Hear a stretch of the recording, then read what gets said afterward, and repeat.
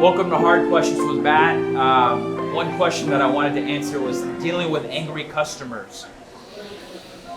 I've had quite a few during my time with Pacheco's Weddings and Events, and I learned a few things on how to handle angry customers, using wisdom and using tact, because So one of the things that comes to my mind, we had a huge wedding in Seattle.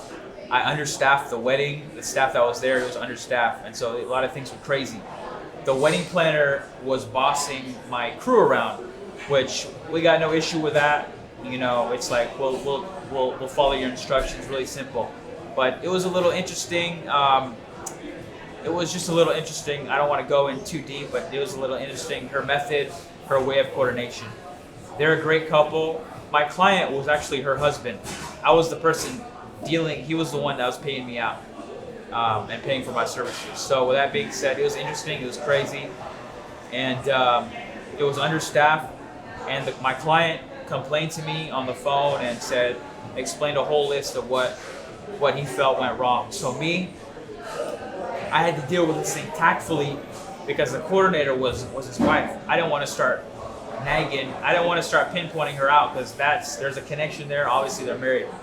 So what I did at least, is you just listen to them. Because a lot of times when people are venting, they just want to spew it all out. So you just listen and you listen and then you ask questions.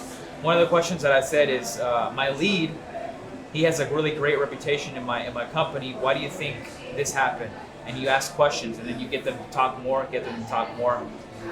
And then so he said he wanted a solution.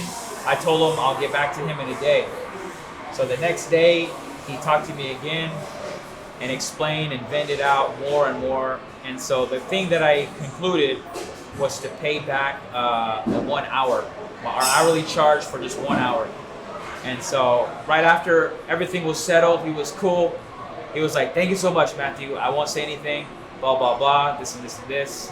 And so I learned a lesson. So,